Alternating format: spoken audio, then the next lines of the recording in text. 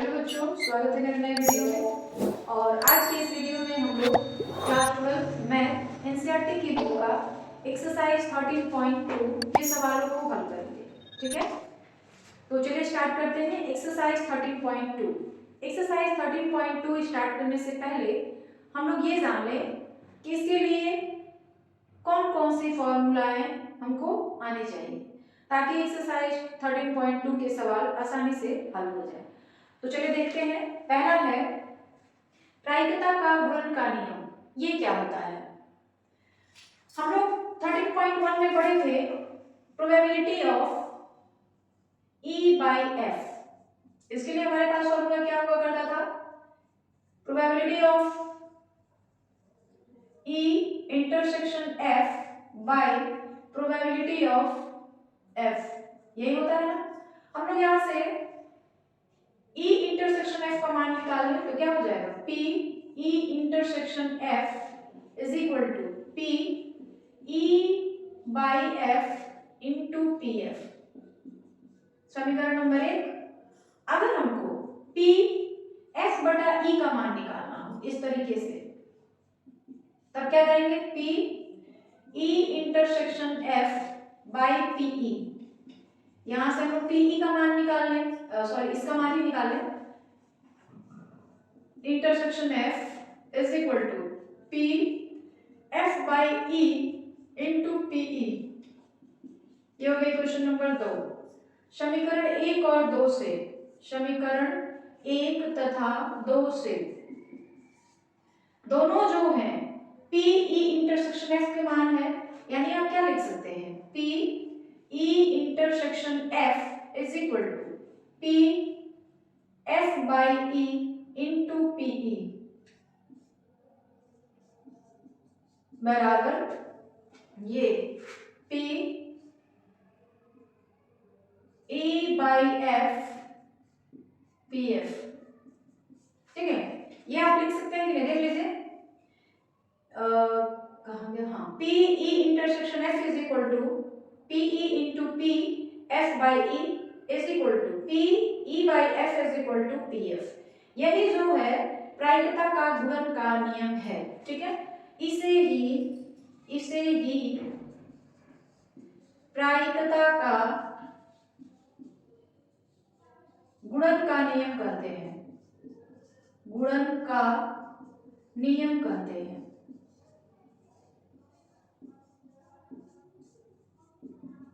ठीक है, यही जो है प्रायिकता का गुणन का नियम कहलाता है। आगे बात समझ में? ये वाला फॉर्मूला तो हम लोग पहले ही जान रहे थे एक्सरसाइज 13.1 में। अब हमको पढ़ना है कि स्वतंत्र घटना, दो या दो से अधिक घटनाओं के लिए प्रायिकता का गुणन नियम क्या है? देख लीजिए यहाँ पे है, दो या दो से अधिक घटनाओं के लिए प्रायिकता का गुणन का नियम। यदि E, F और G प्रतिदर्श सनिष्ठ की घटनाएं हो तो P E intersection F intersection G is equal to PE dot PF by E into PG by E intersection F is equal to PE dot PF by E dot PG by EF। ये तीन घटनाओं के लिए आपको दो ही घटना के बारे में ज्यादा पढ़ना है। तीन घटना आपके सिलेबस में है नहीं। ठीक है, उसके बाद सबसे इंपॉर्टेंट चीज जो है, सबसे इंपॉर्टेंट बात जो है वो है स्वतंत्र घटना क्या है। यदि E तथा F इस प्रकार की घटनाएं हैं कि किसी एक घटना के घटित होने की सूचना दूसरी घटना की प्रायिकता पर कोई प्रभाव नहीं डालती है, ऐसी घटनाओं को स्वतंत्र घटना कहते हैं। ठीक है, मतलब एक घटना घटित हुई नहीं हुई, इससे दूसरी घटना की प्रायिकता पर कोई असर नहीं पड़ता है, तो ऐसी घटनाओं को हम लोग स्वतंत्र घटना कहते हैं। यदि E तथा F दो स्वतंत्र घटनाएं हो तो P F by E is equal to PF, जबकि PE not equal to 0 और PE by F is equal to PE, जबकि PF not is equal to 0। ठीक है, और ये तो हो गई स्वतंत्र घटनाएं। पराश्रित घटनाएं क्या होती हैं? तो जो घटनाएं स्वतंत्र नहीं होती है उसको हम लोग पराश्रित घटनाएं कहते हैं।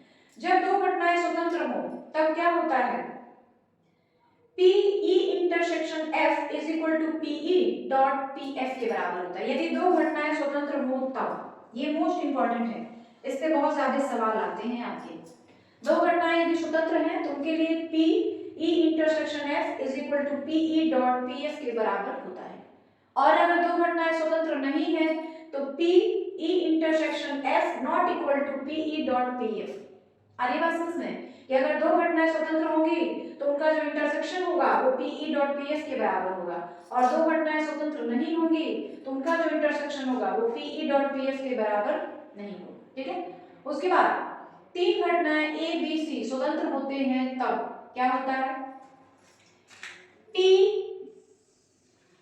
A intersection B is equal to P A dot P B, P A intersection C is equal to P A dot P C, P B intersection C is equal to P B dot P C, और P A intersection B intersection C बराबर P A dot P B dot P C के बराबर होता है। यदि इनमें से एक भी शर्त पूरी ना हो तो घटनाएं स्वतंत्र नहीं होती। मतलब तीन घटनाएं A B C स्वतंत्र अगर हैं तो ये सारे कंडीशन फुलफिल होने चाहिए, सेटिस्फाइड होने चाहिए। अगर एक भी कंडीशन सेटिस्फाई नहीं होता है तो घटनाएं स्वतंत्र नहीं है। ठीक है, तो ये सारे इंपॉर्टेंट फॉर्मूले हैं जिसकी सहायता से हम लोग एक्सरसाइज 13.2 के सवालों को हल कर सकते हैं। ठीक है, तो चलिए जल्दी से इसका स्क्रीनशॉट ले लीजिए और अब हम लोग एक्सरसाइज 13.2 के सवालों को हल करेंगे। ठीक है, अब हम लोग एक्सरसाइज 13.2 के सवाल नंबर फर्स्ट और सेकंड को हल करेंगे। सवाल नंबर फर्स्ट ये है और सवाल नंबर सेकंड जो है ये है। फर्स्ट क्या है, यदि PA बराबर 3/5, PB बराबर 1/5 और A तथा B स्वतंत्र घटनाएं हैं तो PA इंटरसेक्शन B का मान ज्ञात करें। ठीक है, देखिए अगर दो घटनाएं स्वतंत्र हैं, चाहे वो EF हो चाहे वो AB हो, तो PA इंटरसेक्शन B बराबर PA इंटू PB होगा। ठीक है, तो इसको हम कैसे हल करेंगे, बहुत ही आसान है। यदि A तथा B स्वतंत्र घटनाएं हो तब P A intersection B is equal to PA into PB के बराबर होता है। ठीक है, तो PA का मान आपको दे रखा है इसमें 3/5 और PB का मान 1/5, तो कितना हो गया 3/25। ये आपका आंसर हो गया और क्वेश्चन नंबर फर्स्ट जो है आपका कंप्लीट हो गया। बस यही है। क्वेश्चन नंबर 2 क्या है, 52 पत्तों की एक गड्ढे में से या छिद्र बिना प्रतिस्थापित किए गए दो पत्ते निकाले गए।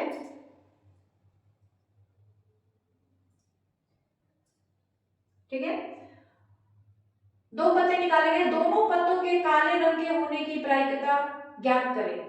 ठीक है, देखिए कहने का मतलब ये है कि ताश के 52 पत्ते होते हैं जिसमें 26 काले होते हैं और 26 लाल होते हैं। हमने उस 52 पत्तों के गड्ढे में से एक पत्ता निकाला जो कि काला है, तो काला होने की प्रायिकता कितनी है 26/52। अब उस थैले में या ताश की गड्ढे में कितने पत्ते हो गए 51। अगर आपने पहला पत्ता काला निकाल लिया तो काले पत्तों की संख्या 25 हो गई। अब काले पत्ते निकालने की प्रायिकता क्या हो गई, तो 25/51, दोनों को मल्टीप्लाई कर दीजिए। ठीक है, तो देखिए क्या करेंगे, आंसर 52 पत्तों की एक गड्ढी में 26 काले पत्ते होते हैं, काले पत्ते होते हैं। ठीक है, तो एक काला पत्ता निकालने की प्रायिकता क्या हो जाएगी 26/52।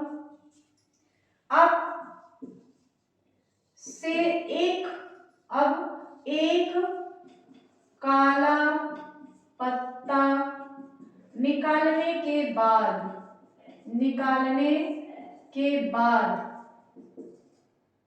गड्ढे में 51 पत्ते बचे, 51 पत्ते बचे जिसमें 25 काले पत्ते हैं, काले पत्ते हैं। दूसरा काला पत्ता निकालने की प्रायिकता निकालने की प्रायिकता कितनी हो जाएगी? 25/51। ठीक है। अब दोनों पत्ते काले हो, इसकी कितनी प्रायिकता है? बिना प्रतिस्थापित किए, बिना प्रतिस्थापित किए दोनों काला पत्ता निकालने की प्रायिकता, निकालने की प्रायिकता क्या हो जाएगी? एक पत्ता काला हो, इसकी प्रायिकता कितनी है? इसको आप काट सकते हैं 26 से, 1/2 और यहाँ पे आ जाना है 25/51। तो हम लोग दोनों को क्या कर देंगे? मल्टीप्लाई कर देंगे। तो दोनों को मल्टीप्लाई करेंगे तो क्या हो जाएगा? 25/102। ये आपका दूसरे सवाल का आंसर हो गया। तो ये पहला सवाल है और ये आपका दूसरा सवाल है। कोई दिक्कत नहीं है, कोई परेशानी नहीं है, आगे बढ़ा। अब हम लोग सवाल नंबर 3 करेंगे। और तीसरा सवाल क्या है? संतरों के एक डिब्बे का निरीक्षण, उसमें से 3 संतरों को यादृच्छिक बिना प्रतिस्थापित किए हुए निकाल कर किया जाता है। यदि तीनों निकाले गए संतरे अच्छे हो तो डिब्बे को बिक्री के लिए स्वीकृत किया जाता है, अन्यथा अस्वीकृत कर देते हैं।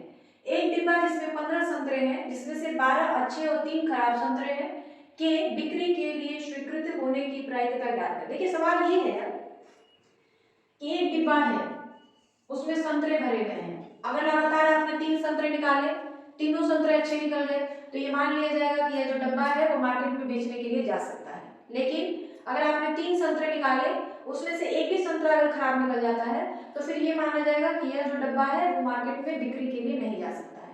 ठीक है। तो एक डब्बे में 15 संतरे हैं, उसमें से आपने 3 संतरे निकाला और तीनों अच्छे निकल गए, तो उसको मार्केट में बेचना है, बेचने के लिए भेजना है। ठीक है।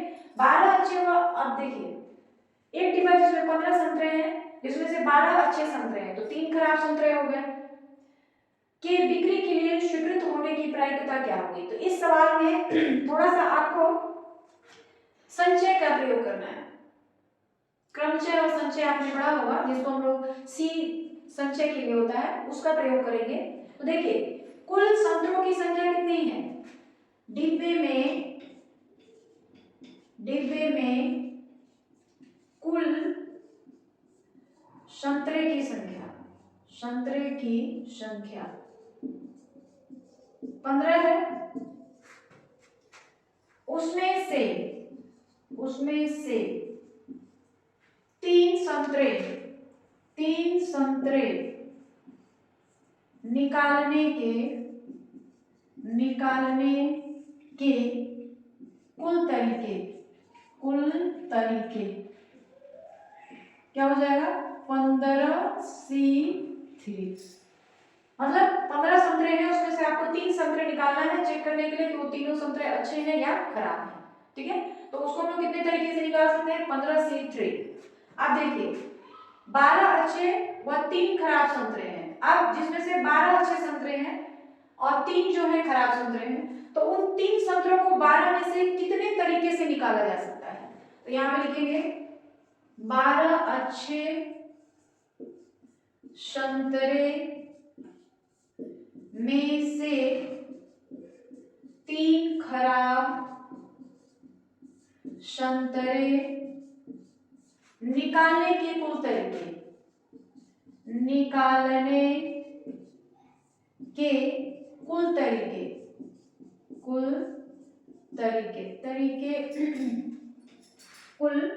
तरीके, तो ये हम लोग इधर से होगा तरीके, यहाँ पे तरीके क्या हो जाएंगे? 12C3। ठीक है। अब स्वीकृत होने की प्रायिकता ज्ञात करें।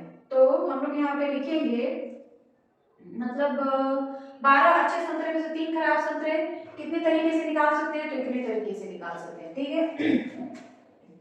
3 अच्छे संतरे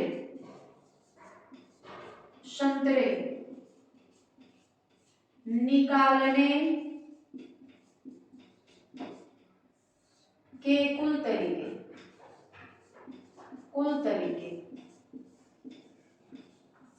ये तो 15 में से कुल है और ये 12 में से तो जाएगा 12c3 बटा 15c3।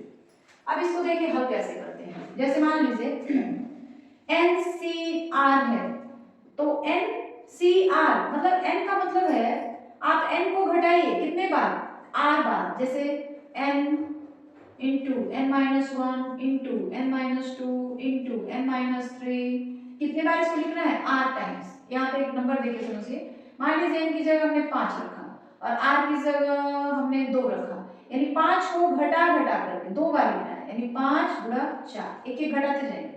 मान लीजिए यहाँ 5c3 है तो इसको हम 5 को घटा करके कितने बार करेंगे, 3 बार, यहाँ 3 है ना इसलिए 5 4 3।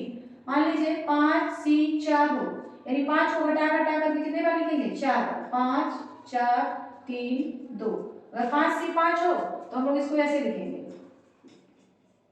5 4 3 2 1। आगे बात समझ में, तो वही चीज यहाँ पे भी करना है। 12 को आपको घटा करके कितने बार लिखना है, 3 बार लिखना है।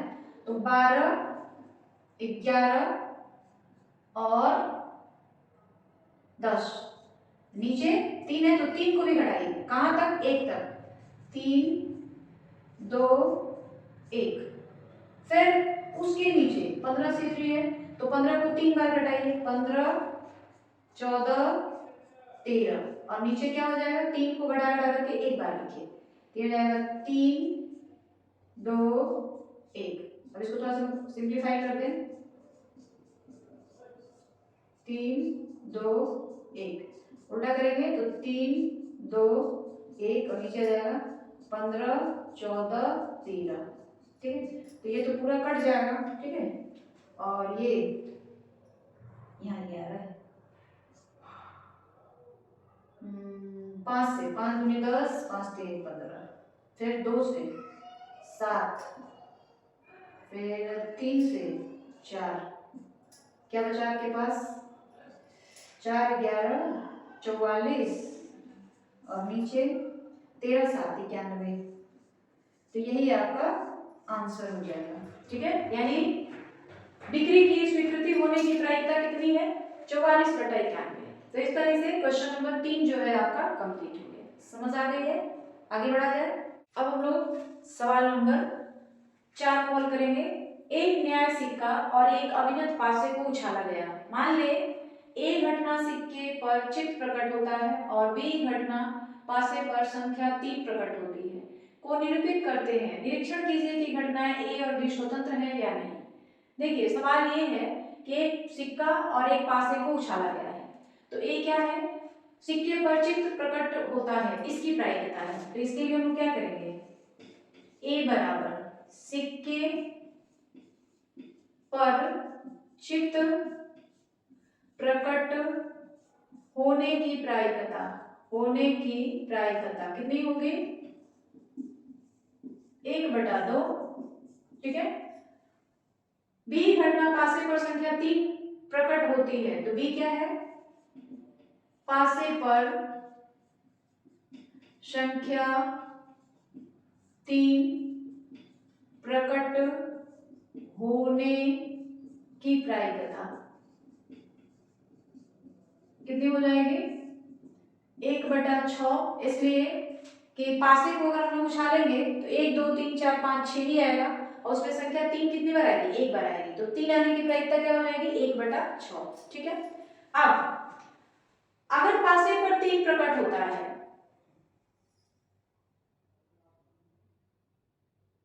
संख्या 3 प्रकट होता है, निरूपित करते हैं। तो अगर पासे को और सिक्के को एक साथ उछाला जाए तब क्या क्या चीजें आ सकती हैं, तो वो चीजें हम लोग यहाँ पे लिखेंगे। जब सिक्के और पासे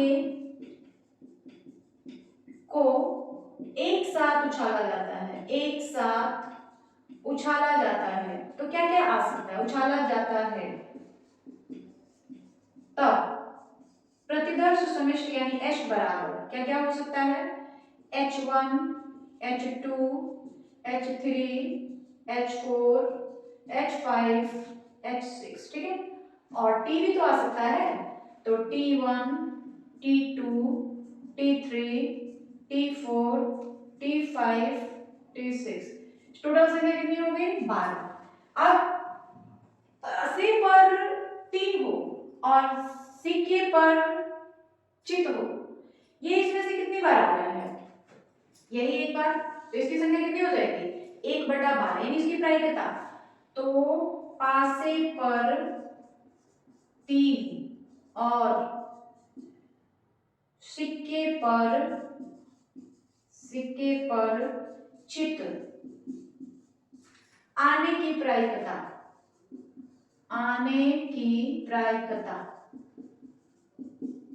कितनी हो जाएगी?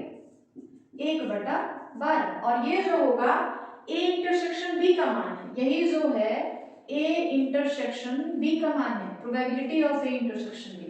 अगर स्वतंत्र घटनाएं हैं A और B, तो A इंटरसेक्शन B का मान इन दोनों के गुणनफल के बराबर आना चाहिए कि नहीं? तो देखते हैं, अगर दोनों बराबर आ जाते हैं तो घटना स्वतंत्र है, वरना नहीं है। यदि A और B स्वतंत्र घटनाएं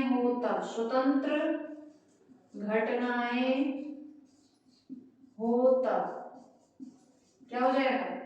P A intersection B is equal to PA into PB।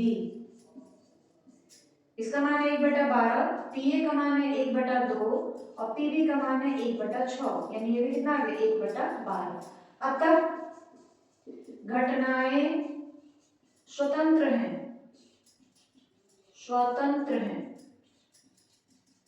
आगे बात समझ में? दोनों की वैल्यू बराबर होगी तो घटनाएं स्वतंत्र है, अगर दोनों का मान बराबर नहीं आता तो घटनाएं स्वतंत्र नहीं होती, ठीक है। तो इस तरीके से क्वेश्चन नंबर 4 जो है आपका कंप्लीट हो गया। कोई दिक्कत है, कोई परेशानी है? कोई परेशानी नहीं, आगे बढ़ा जाए। अब हम लोग सवाल नंबर 5 सॉल्व करेंगे, और सवाल नंबर 5 क्या है? एक पासे पर 1 2 3 लाल रंग से और 4 5 6 हरे रंग से लिखे गए हैं। इस पासे को उछाला गया, मान ले ए घटना सम संख्या है और बी घटना संख्या लाल रंग से लिखी गई है, तो घटना ए और बी स्वतंत्र है या नहीं, ये आपको बताना है, ठीक है। चेक करना है स्वतंत्र घटना है या नहीं है, लिखना है आपको। देखिए ए क्या है? ए घटना सम संख्या, तो अगर हम लोग पासे को उछालते हैं तो सम संख्या क्या होता है? सम संख्या 2 4 6, इसकी प्रायिकता क्या हो जाएगी? PA बराबर 3/6, यानी 1/2, ठीक है, क्योंकि टोटल जो प्रतिदर्श समिष्ट होगा वो तो 6 ही होगा। अब 1 2 3 लाल रंग से लिखे हैं, 4 5 6 हरे रंग से लिखे हैं, तो बी क्या हो जाएगा? बी घटना संख्या लाल रंग से लिखी गई है, तो ये लाल रंग से लिखी गई संख्या लाल रंग से लिखी गई है, इसकी संख्या क्या है? 1 2 और 3, तो PB क्या हो जाएगा? 3/6, यानी 1/2, ठीक है। अब PA इंटरसेक्शन B क्या होगा? जो इन दोनों में कॉमन हो, मतलब A क्या है? सम संख्या है और B क्या है? लाल रंग, मतलब आपको वो संख्या ढूंढनी है जो लाल रंग की भी हो और सम संख्या भी हो। तो उसकी संख्या क्या है? देख लीजिए, ये संख्या है तो सम है और ये वाली लाल है, तो इसमें और इसमें क्या चीज मिल रहा है? 2 मिल रहा है ना। तो इसकी तो A इंटरसेक्शन B की संख्या हो गई 2, यानी 1, मतलब एक ही संख्या है जो दोनों में कॉमन है, तो इसकी प्रायिकता कितनी हो जाएगी? PA इंटरसेक्शन B का मान दो एक ही बार आ रहा है ना, तो 1/6, ठीक है। अब अगर घटनाएं स्वतंत्र होंगी तो PA इंटरसेक्शन B का मान कितना होना चाहिए? PA इंटू PB के बराबर होना चाहिए, तो PA इंटरसेक्शन B का मान 1/6 है और PA का मान 1/2, PB का मान भी 1/2, तो कितना आ गया? 1/6 नॉट इक्वल टू 1/4, दोनों की वैल्यू बराबर नहीं है, अतः घटना A और B स्वतंत्र नहीं है,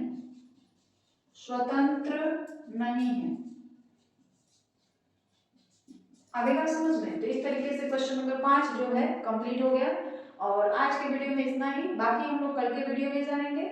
और वीडियो के लास्ट में मैं यही कहना चाहती हूँ कि जितना ज़्यादा हो सके मेरे वीडियो को लाइक, सब्सक्राइब और शेयर करें, कमेंट करें, ताकि मुझे अपनी अच्छाइयों और बुराइयों का पता चल सके और मैं अपने चैनल को और आगे तक ले जा सकूँ।